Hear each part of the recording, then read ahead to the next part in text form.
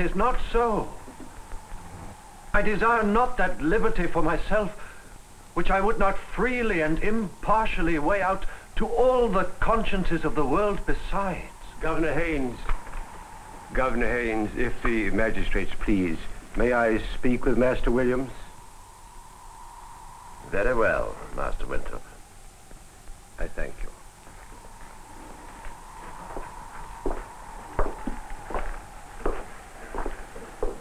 These bags are very small. It's very obvious. They must be removed. He was known in England before coming here for an unsettled judgment and pride of opinion. Thus he came to be known to us, this man, Roger Williams, as a dangerous intruder and an agent of mischief. Had we but known his seditious intention when first he sailed from England, carrying over with him so much strife and trouble to the godly colony of Massachusetts.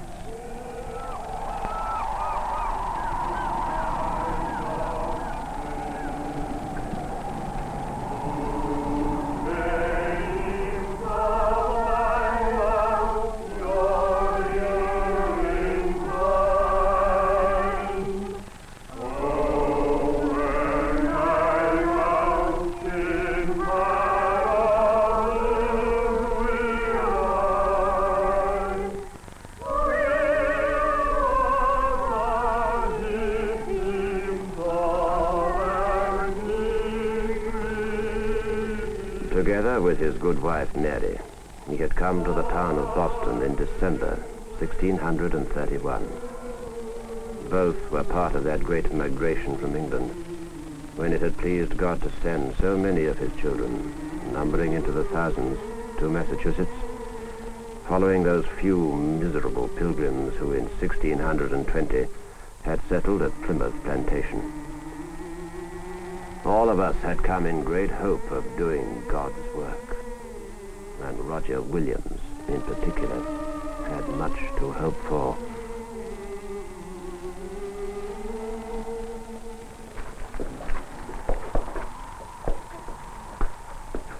And here, Master Haynes, is the young Master Roger Williams and his good wife. Your worship. Master Williams, Master Haynes.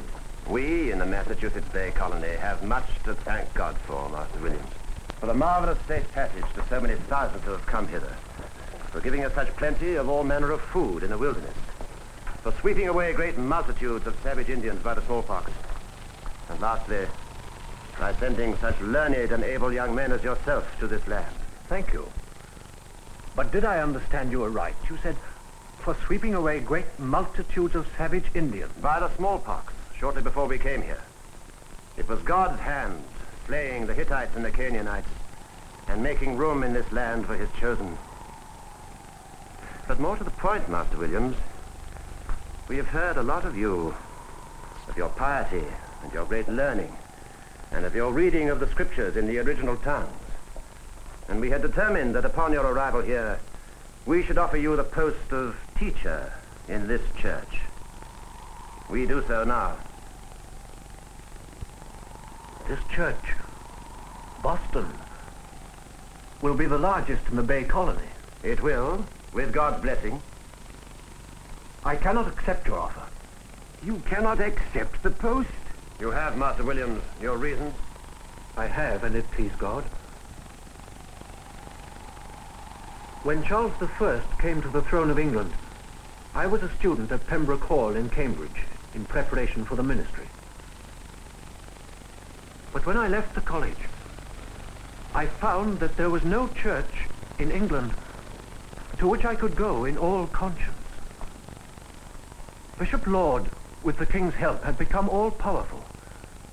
And this meant to me nothing but that the Catholic Church should be re-established in England, with the king and the Archbishop of Canterbury in place of the Pope of Rome.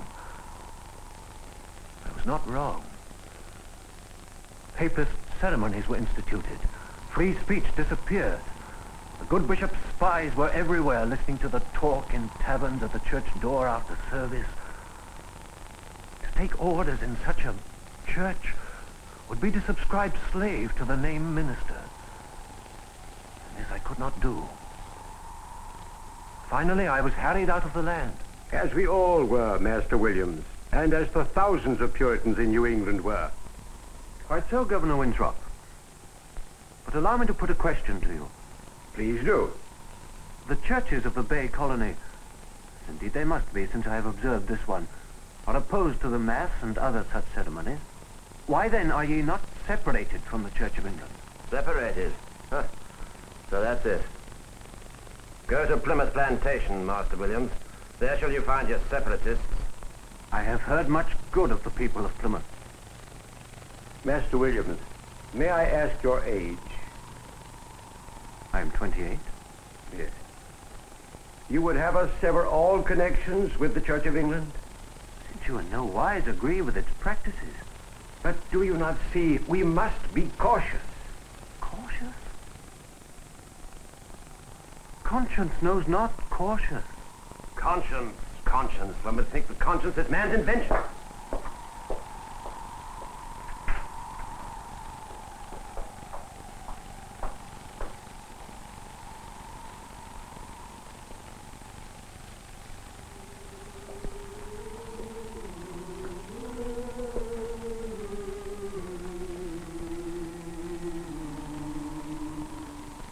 Should I have refused? I don't know. And so, from the first, out of sheer pride of opinion, he fell under our displeasure. And soon thereafter, he left Boston and took up habitation at Salem town. But here he gathered about him other fomenters of trouble and contention. But it is wrong. Boston has no authority to interfere with the Salem Church. They write that they marvel we chose Master Williams as teacher without conferring with them. Conferring with them. But we do not want to fall into differences with Boston. That is true. And I for one say this. If Salem is to be dictated to by Boston, I will take my family and go into the wilderness. Nay, Thomas, you cannot do that. If any must leave Salem, it is I. Where will you go?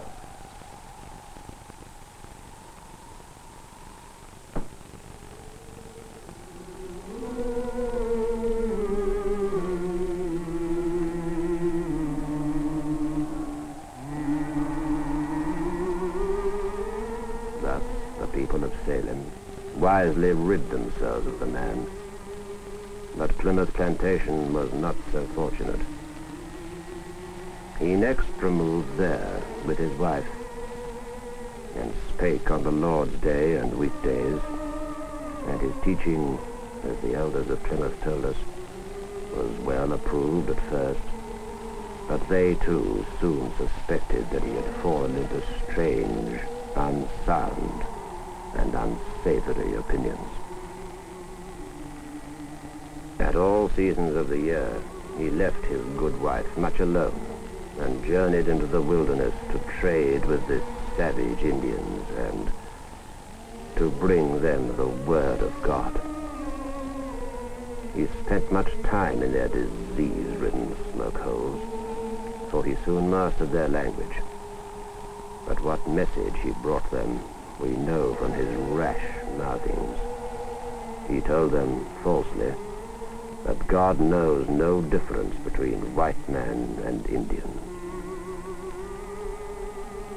It would not have occurred to Master Williams to inquire why the Lord God did smite these filthy savages with the smallpox, giving us all the land of Massachusetts as an inheritance.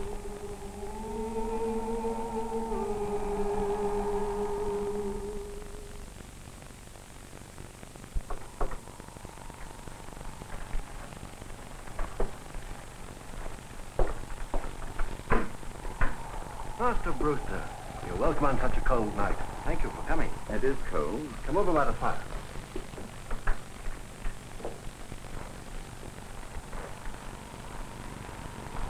Mistress Williams is well, I trust. Thank you very well. Master Brewster, let me come out with it at once. My presence here in Plymouth Colony is causing some concern. Speak freely with me. It is, my friend. Concern not so much among ourselves, but, to put it bluntly, we are afraid. Afraid? Of Massachusetts. Ah, Plymouth Plantation is small and weak. The bay grows stronger every day. We scarcely maintain our numbers. The control of the bay through the General Court is more and more coming into the hands of the divines. Those men of God in Boston, all of whom find opinions such as are held by you to be dangerous in the extreme. my dangerous opinion? Yes. You're preaching, for example, that the grant from the king does not give the colonists the right to this land. But it does not. What right does Christianity invest upon kings to give away the lands of other men? We must compound with the Indians. Otherwise we have no just title to this land. Is there not, my young friend, a time to keep silence?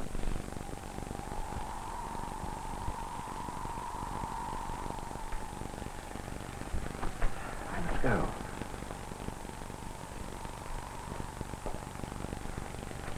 Night, Roger. Night.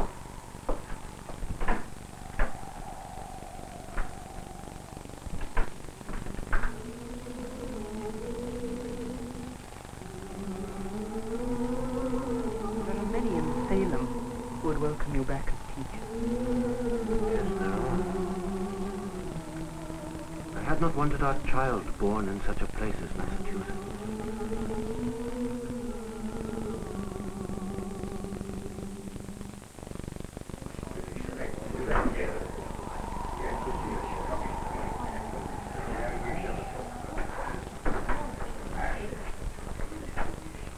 And so it was that the man came once again to Salem town, where this foolish people, against all authority, chose him once again as their teacher.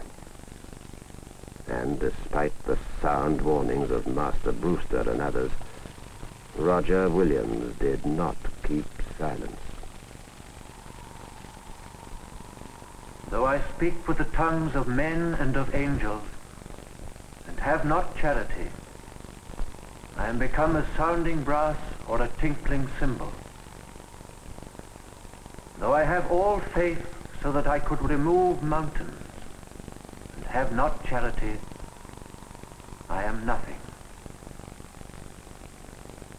What charity then have the members of the General Court of the Massachusetts Bay Colony? We have come hither, all of us, to this wilderness, where we have builded houses and churches, and have hewn out of the forest farms and roads and towns. We have come hither for divers reasons. Some in the hope that we might escape body bondage, in the hope that we might, in New England, escape the slavery of our life's meager hours to the owners of the land in Old England. Some of us, many of us, have come in the hope that we might escape soul bondage, that we might in all conscience worship God in freedom. What say then the General Court of the Bay Colony? They say, firstly, none shall be freemen. None shall own land or have any vote in the civil government unless they be church members. And they say further, none shall be church members but those admitted by us, the elect, the chosen of God. Thus, of the churches of the Bay Colony, how many are members? Not half. Not so much as 3 out of 4 of God's children are admitted. Is this escape from body or soul bondage?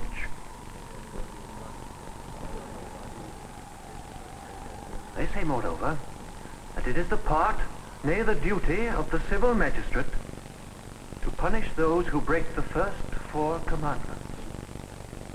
But I say these are matters between a man's conscience and God.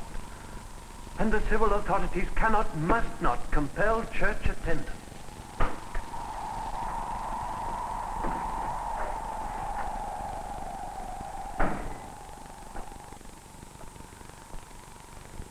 Ye shall, these godly Christian magistrates say, ye shall worship thus and so. No way of worship can be tolerated within the great colony of Massachusetts but that which we ordain and lay down.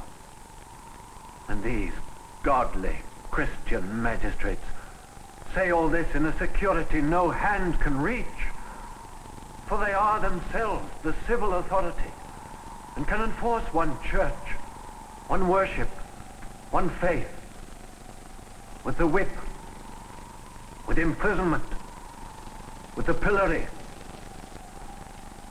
with banishment.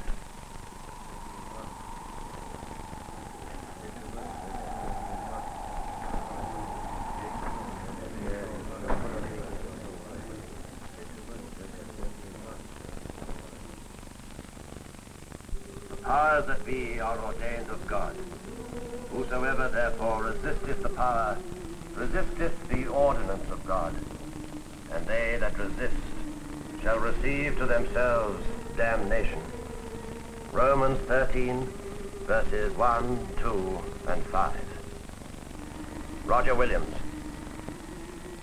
you have been summoned to appear before this court to answer divers charges brought against you for opinions tending to heresy and sedition, and for your great contempt of authority, to which I would only admonish you with the words of St. Paul. Mark them which cause divisions and offenses, contrary to the doctrine which ye have learned, and avoid them.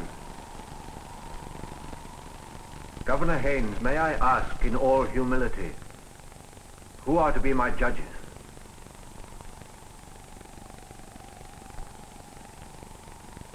May I ask then, who are to be the jury? Master Williams, these proceedings are not a matter of judge and jury. We have requested your presence here today that we might dispute and discuss with you in the hope that, having done so, you might depart in peace. The Reverend Thomas Hooker, a godly man and a zealous, will speak to the question. The Reverend Thomas Hooker was a most godly man. He spake and disputed all that long day and the next. He spake with the tongues of men and of angels, so that we had great hope that Roger Williams might indeed be drawn away from his erroneous and most dangerous opinions to the greater glory of God. But this was not to be. Let me state as plainly as possible what I believe. I believe that the sovereign, original, and foundation of civil power lies in the people. This being so, a people may establish what form of government seems to them most meet for their civil condition. But since this government is natural, humane, civil, and not religious, Christian, Jewish, or Papist, it follows that it cannot and must not interfere in spiritual matters, nor redress, reform, or establish any national church. Sedition. This is sedition. Governor Haynes, Roger Williams must be allowed to speak. And so he shall be. Proceed, Master Williams. I believe further that liberty of conscience, freedom to worship, or freedom not to worship, must be permitted. English kings, after years of bloody persecution, at last permitted the Bible to be translated from the original tongues, so that the simplest man or woman might search the scriptures. Shall we now force anyone against his soul's persuasion from what he finds therein? Having bought truth dear, Are we to sell it cheap?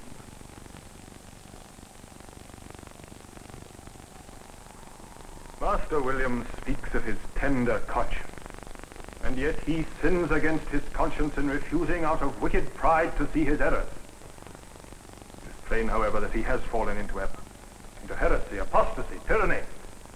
This freedom, this liberty he seeks for himself, he would surely withhold from others. Nay, that is not so. I desire not that liberty for myself, which I would not freely and impartially weigh out to all the consciences of the world besides. Governor Haynes, if the magistrates please, may I speak with Master Williams? Very well, Master Winthrop. I thank you.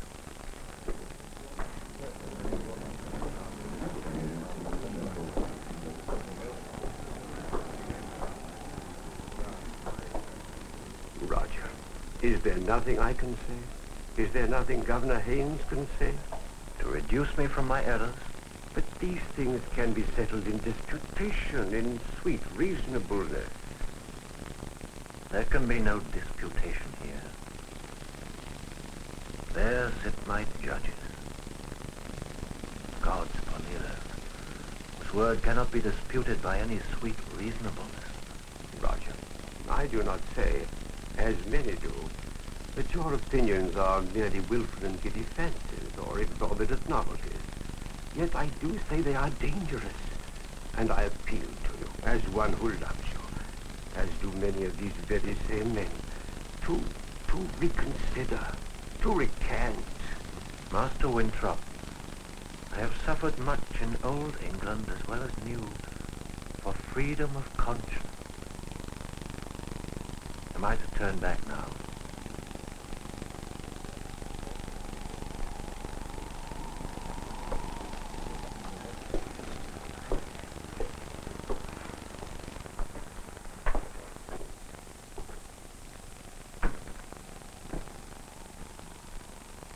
I have but one thing more to say, with the magistrate's permission. Liberty of searching out truth is hardly got, and as hardly kept. For that precious jewel, New England has already run mighty hazards. But if New England forget the nature of liberty, if it make it a crime for a man to worship or not to worship, as his conscience tells him, if it make it a crime humbly and peaceably to question laws and statutes, or whatever else is publicly taught and delivered, then New England will find itself enslaved and in chains,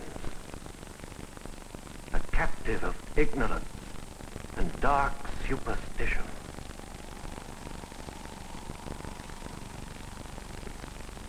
It is plain, then, that nothing can turn you from your seditious intent.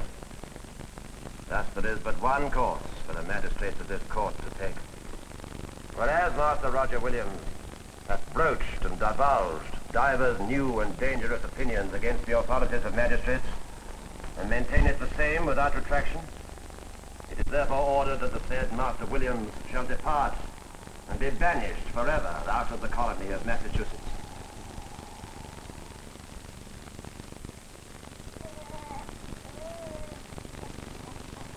John Throckmorton, I'm for it. I have been, almost from the first. Master Cole.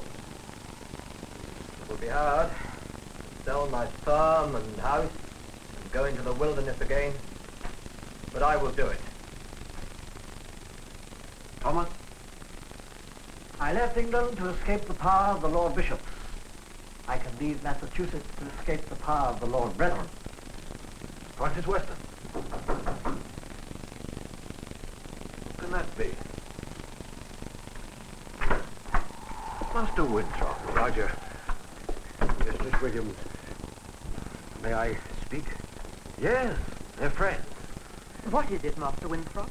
Roger, you must leave Salem at once. Why? The court gave me 6 weeks. They have reversed that decision. Do not ask why, I do not know. They are sending Captain Underhill with 14 soldiers to arrest you and send you back to England. to England. There is a vessel waiting now off Nantasket. You must leave Salem. But it is winter, and he's been ill. He must leave now. Can't you do something, Master Winthrop? Plead with the magistrate. They would not listen to me. I have just been censured for too much lenience to disaffected souls. Who will be next? I will go to the Indians of Rhode Island. They've sheltered me before and will do so now. Roger. Mary, once again I bring suffering into your life. No, do not say so. I would not have lived any other. Our life is still before us, in a better place than this. You will follow. You must hurry, my friend. I will come with you, Roger. Nay, Thomas. Make your plans well and follow with the others in the spring. Bring Mary and the child.